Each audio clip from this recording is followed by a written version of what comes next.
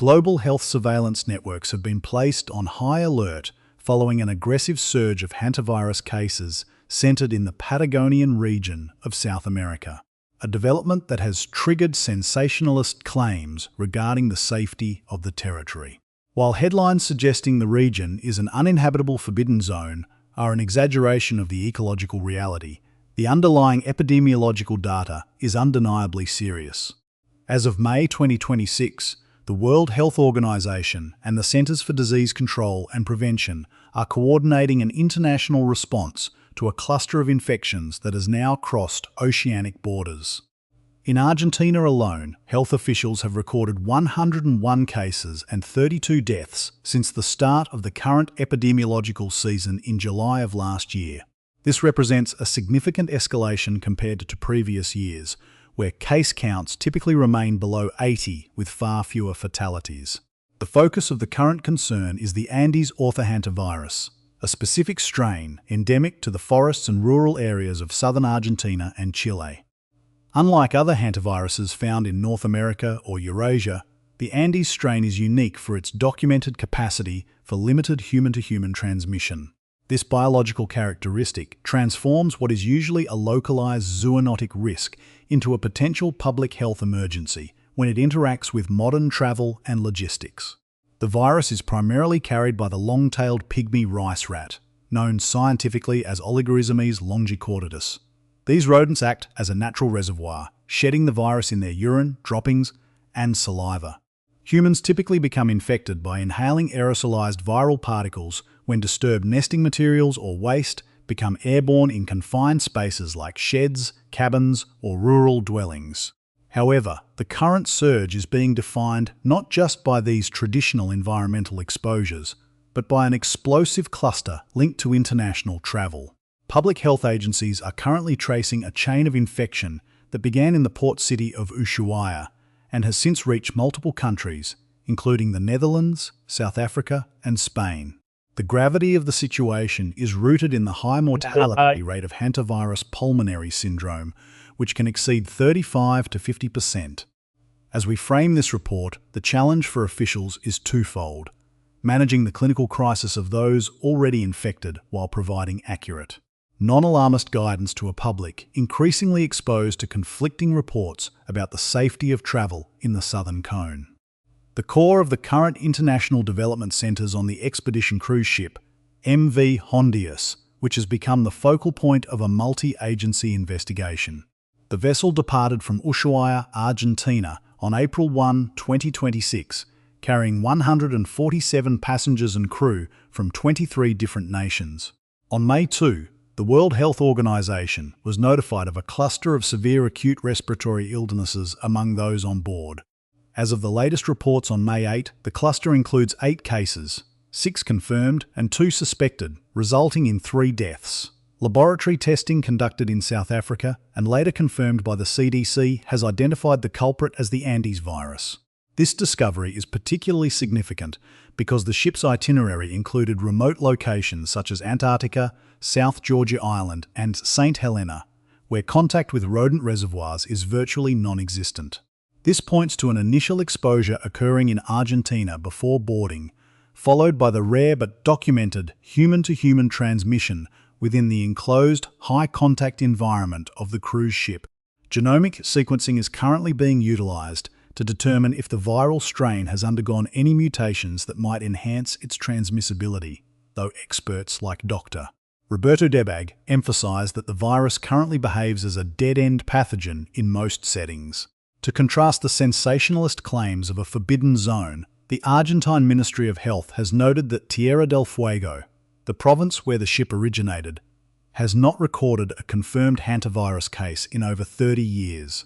Instead, investigators are retracing the footsteps of the initial patients, searching for exposure points in northern Patagonia or rural Chubut, where a 15-year-old recently succumbed to the virus in a separate family cluster. The clinical progression of these cases is rapid and devastating. Patients initially present with non-specific symptoms such as fever, fatigue, and severe muscle aches in the thighs and back. However, within days, the condition often progresses to Hantavirus Pulmonary Syndrome, characterized by a sudden onset of shortness of breath and heart failure as the lungs fill with fluid. In the 2018 Epuyan outbreak, which researchers are now using as a comparative model, a single social gathering led to 34 infections and 11 deaths. The current MV Hondius cluster mirrors that superspreader pattern, where close, prolonged contact in an enclosed space facilitates the jump from one person to another. Public health laboratories are working around the clock to provide PCR testing for disembarked passengers who are now scattered across the globe, while the CDC has dispatched specialised teams to meet the vessel in the Canary Islands to assess the remaining risk. Prevention and surveillance remain the primary tools for containment, as there is currently no vaccine and no specific antiviral treatment approved for hantavirus. Public health guidance remains grounded in environmental management and early clinical intervention. For residents and travellers in endemic areas of Patagonia, officials stress the importance of ventilating buildings that have been closed for long periods, using bleach solutions to disinfect surfaces without stirring up dust, and keeping food supplies in rodent-proof containers. The recent spike in cases is being attributed by biologists to ecological shifts.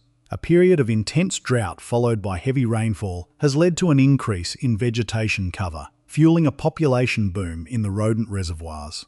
While travel advisories for Argentina generally maintain a level of normal precautions, specialised health alerts now urge clinicians to consider hantavirus for any patient with respiratory distress who has recently visited the South Atlantic or Patagonia. The limits of current medical knowledge are an honest reality in this report. While supportive care in an intensive care unit can save lives, the window for intervention is narrow.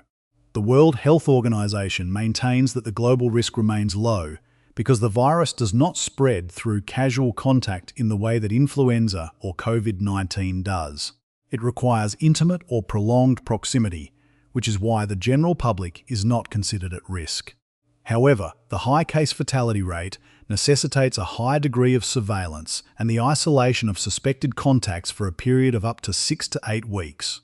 As the MV Hondius investigation continues, the focus will shift to biosecurity protocols for expedition travel and the ongoing monitoring of the rodent-human interface in South America. For now, the forbidden zone remains open to the world, but with a renewed emphasis on the invisible biological risks that reside in the dust of the wilderness. We will continue to monitor official statements from the ECDC and CDC as more testing results become available. Subscribe for more in-depth reporting on global health security. The operational response to the reported surge in hantavirus cases has triggered a massive mobilization of regional and international health agencies. Led by the Argentine Ministry of Health and the Chilean Ministry of Health, in coordination with the Pan-American Health Organization.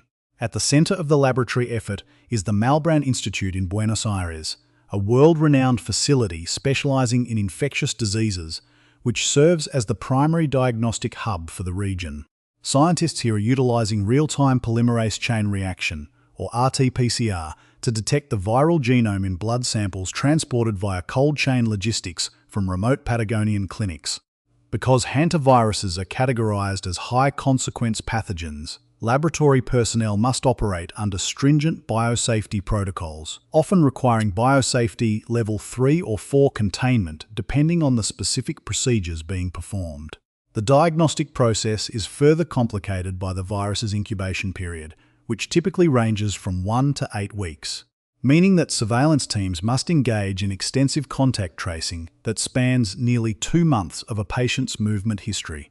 In the clinical setting, hospitals in cities like San Carlos de Bariloche, Esquel, and Puerto Montt have transitioned to a state of heightened readiness. The clinical progression of the Andes orthohantavirus is notoriously aggressive. It begins with the prodromal phase, a 3 to 5 day window characterized by high fever, severe myalgia or muscle aches, and gastrointestinal distress, which can easily be mistaken for more common seasonal ailments. However, the disease rapidly transitions into the cardiopulmonary phase, where the virus attacks the endothelial cells lining the blood vessels. This leads to a systemic capillary leak syndrome, where fluid from the circulatory system floods the lungs, resulting in severe pulmonary edema and cardiogenic shock. Because there is no specific antiviral treatment or vaccine available for hantavirus, the standard of care remains aggressive supportive therapy in intensive care units, often requiring mechanical ventilation or extracorporeal membrane oxygenation, known as ECMO, to oxygenate the blood while the patient's body attempts to fight the infection. The logistics of managing this surge are further strained by the geographical isolation of the affected zones. Health officials are monitoring shipping routes and travel hubs, as the forbidden zone rhetoric has forced a clarification of official travel policies. While the source material suggests a total evacuation of Patagonia, official statements from the civil aviation and maritime authorities indicate a more measured approach focused on sanitary cordons. Rather than a blanket closure of the region, authorities are implementing selective isolation for individuals known to have been in close proximity to confirmed cases. This is a critical distinction in the reporting. The Andes strain is unique among hantaviruses for its documented ability to spread from person to person through close contact or respiratory droplets, a phenomenon first confirmed during the 1996 and 2018 outbreaks in the region.